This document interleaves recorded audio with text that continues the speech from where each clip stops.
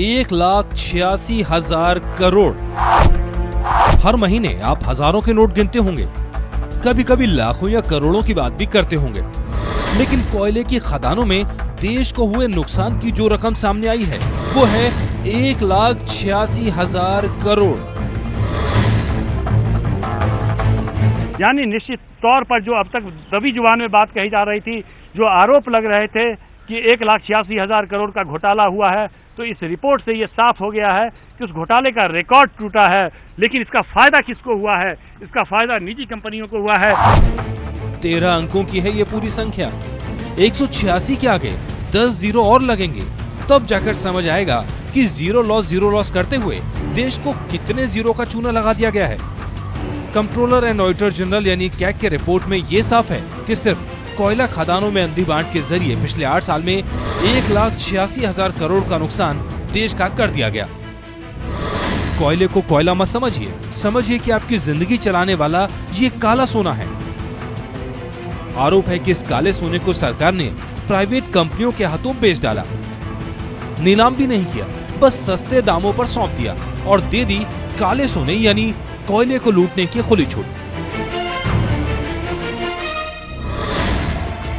ये रकम अगर देश की अर्थव्यवस्था में आती तो देश का बजट घाटा 1/3 कम हो सकता था। वही बजट घाटा जिसका हवाला देकर टैक्स लगाए जाते हैं।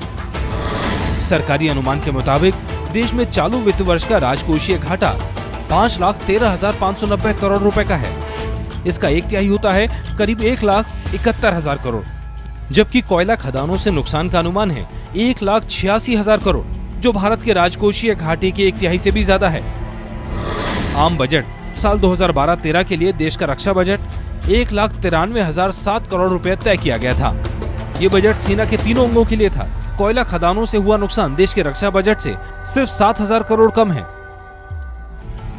जरा सोचिए किस रकम का क्या हो सकता था। आपका टैक्स बच सकता था, या फिर विकास की सड़कें बन सकती थी, या फिर गांवों तक बिजली पहुंच सकती थी। लेकिन सीएजी की रिपोर्ट के मुताबिक तरक्की की राह खोलने वाला पैसा प्राइवेट कंपनियों की जेब में पहुंच गया।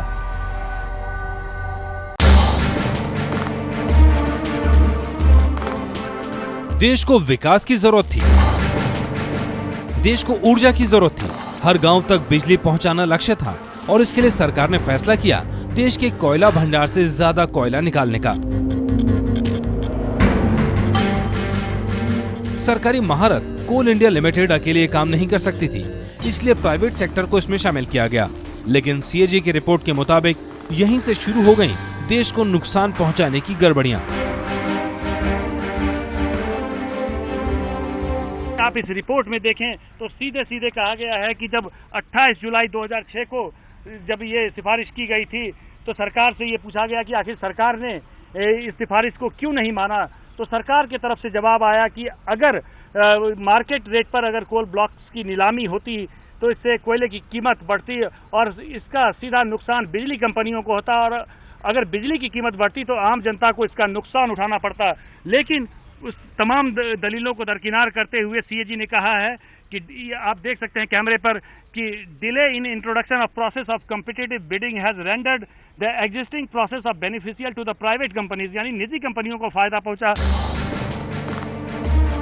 सीएजी ने अपनी रिपोर्ट को आधार बनाया है 28 जून 2004 से साल 2012 तक की अवधि को। 28 जून 2004 को इसलिए क्योंकि इसी दिन कोयला विभाग के सचिव की अध्यक्षता में बैठक हुई, जिसके बाद कोयला मंत्रालय को कोयला खदानों की नीलामी का सुझाव दिया गया। सीएजी की रिपोर्ट में सुझाव के नोट का जिक्र है। कोल इंडिया के सप्लाई कोयले और प्राइवेट खनन के जरिए निकाले गए कोयले के दामों में बड़ा फर्क है। इससे कोयला खनन करा रहे शख्स को बड़ा फायदा पहुंच रहा है।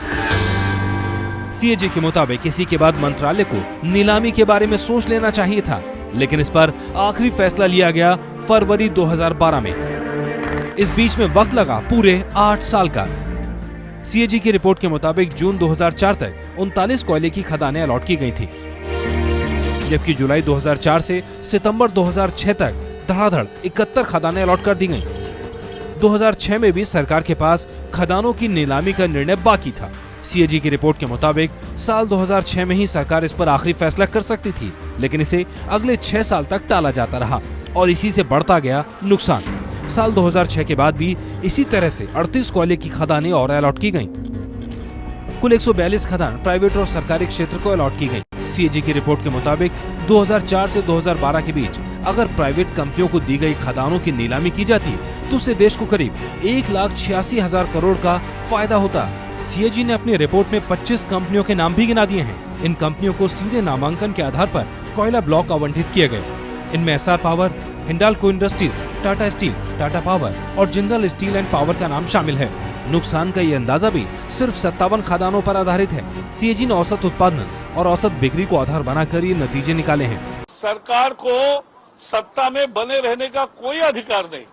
जिस तरह से ओलंपिक रिकॉर्ड और वर्ल्ड रिकॉर्ड बनते हैं, वैसे करप्शन का CWG, 2G और ये अब कोल घोटाला और उसके बाद भी बहुत सारे घोटाले लाइन में है और वो जो सामने आ रहे हैं, इससे इन्होंने एक तरह से देश को कैसे लूटा है, इसी का चित्र साफ होता है और इसीलिए इस सरकार को बने रहने का कोई अधिकार नहीं है। लगता है कि ये सरकार दूसरा कोई काम कर ही नहीं है सिवाय इसके स्कैम के और लूट के।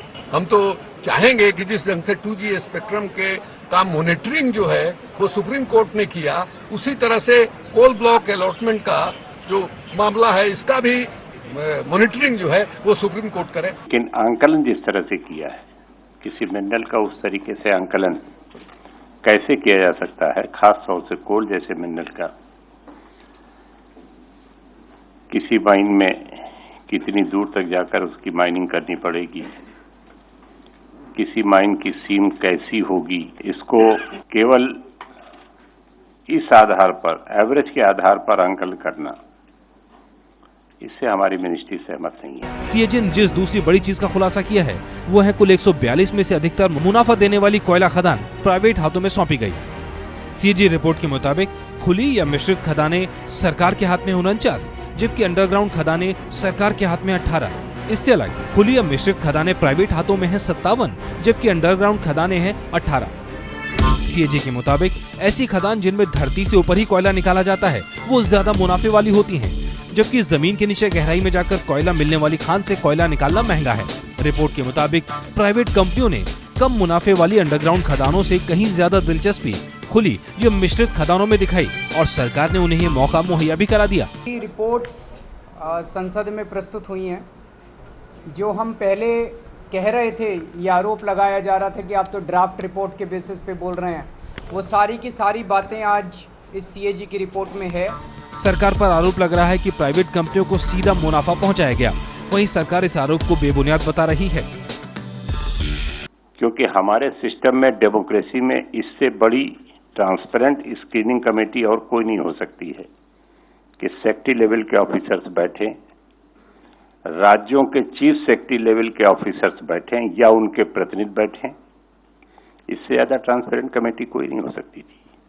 गुण दोष के आधार पर उन कोल ब्लॉक्स का आवंटन करें और किया गया।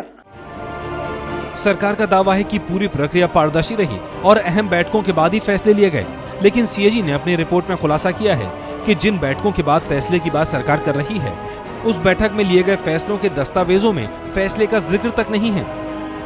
बैठक के जुड़े दस्तावेजों में आधिकारिक रूप से फैसलों के बारे में कोई जानकारी नहीं है। कोई दूसरा दस्तावेज भी नहीं है जिसके आधार पर बैठक में खदान बांटने का फैसला किया गया। यही वजह है कि सीएजी ने सरकार को इस पूरी प्रक्रिया को पारदर्शी बनाने का सुझाव दिया है। इसमें साफ तौर पर कहा गया है कि financial gain to the private parties, यानी निजी कंपनियों को जिस तरीके से फायदा पहुंचाया गया, कोई स्क्रीनिंग कमेटी ने जो पहले आओ पहले पाओ की नीति पर कोयला खदानों का आवंटन किया, उससे देश को नुकसान हुआ है, उससे निजी कंपनियों को फायदा हुआ है। और ये तब हुआ है जब कोयला मंत्रालय सीधे सीधे प्रधानमंत्री के अधीन था। तो अब प्रधानमंत्री को इसका जवाब देना होगा, सरकार को एक जवाब देना होगा कि आखिर ये घोटाला हुआ तो क्यों हुआ, आम जनता को इतना नुकसान झेलना पड़ा तो क्यों झेलना पड़ा।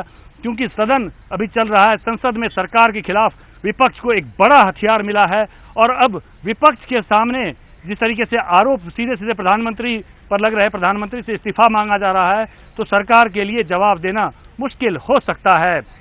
राजन Singh, ABP News, Delhi. UPA सरकार के दौरान टूट रहा है घोटालों का रिकॉर्ड। 2G स्पेक्ट्रम घोटाले से भी बड़ा घोटाला आज सामने आया है सीएजी की इस रिपोर्ट के जरिए। कोयला मंत्रालय की पर यह सीएजी की रिपोर्ट है जिसमें कोयला खदानों के आवंटन में हुआ घोटाला, उसकी पूरी रिपोर्ट सदन में रखी गई है, राज्यसभा और लोकसभा में भी रखी गई है। और इस रिपोर्ट में जो सवाल उठाए गए हैं और जो आरोप लगे हैं वो सीधे सीधे देश के प्रधानमंत्री मनमोहन सिंह पर लगे हैं, क्योंकि 2006 से 2009 तक कोयला मंत्रालय उनके पास था और जिस दौरान कोल ब्लॉक का आवंटन हुआ था, कोयला खदानों का आवंटन हुआ था, तमाम सिफारिशों को दरकिनार कर यह आवंटन किया गया था। नीलामी करने की सिफारिश की थी, जो कानून मंत्रालय है उसने सिफारिश की थी। लेकिन आप इस रिपोर्ट में देखें, प्रधानमंत्री पर ये आरोप इसलिए लग रहे हैं क्योंकि नवंबर 2006 से मई 2009 के बीच प्रधानमंत्री मनमोहन सिंह के पास कोयला मंत्रालय था। इस दौरान भी प्राइवेट कंपनियों को बिना नीलामी के कोयला खदान दी गई। मनमोहन सिंह ने शिबू सोरेन के इस्तीफे के बाद कोयला मंत्री का पद संभाला था। रिपोर्ट में जिस 60 साल की बात की गई है उसमें 3 साल तक मनमोहन सिंह खुद कोयला मंत्री थे।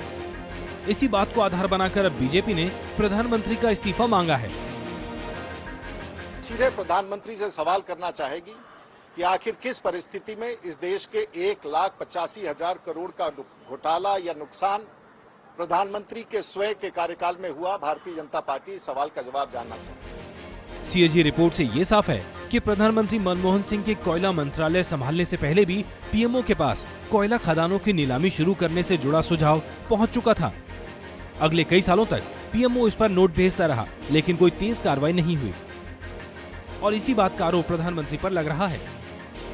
बार बार कोल सेक्रेटरी ने 2004 में सबसे पहले लिखा और उसके बाद भी लिखा कि भाई इन कोयले की खदानों का ऑक्शन होना चाहिए, नीलामी होनी चाहिए, कॉम्पिटिटिव बिडिंग होनी चाहिए। उसके बावजूद भी उनकी नीलामी नहीं करवाई गई। इन प्रिंसिपल पॉलिसी में ये माना गया कि हाँ नीलामी होनी चाहिए, लेकिन नीलामी नहीं हो सकती, कानून बदलना पड़ेगा, 10 तरह के बहाने करके इस बात को बार बार टाल दिया गया और बिना नीलामी के इतनी भारी मात्रा में कोयले की खदानें जो हैं वो जिसको मर्जी आया उस कंपनी को उठा के दे दी गई। हालांकि कांग्रेस मनमोहन सिंह के बचाव में उतर आई है। संसद में प्रधानमंत्री का इस्तीफा मांगेंगे। आपको लगता है कि प्रधानमंत्री को इस्तीफा देना? पिछले 3 साल के अंदर कम से कम 30 बार प्रधानमंत्री जी का इस्तीफा मांगा जा चुका है। तो हमारे देश में इस्तीफा मांगना इतना सस्ती राजनीति हो गई है कि अब उसका कोई महत्व ही नहीं रह गया। इससे पहले टीम अन्ना भी प्रधानमंत्री के खिलाफ सीधा मोर्चा खोल चुकी है।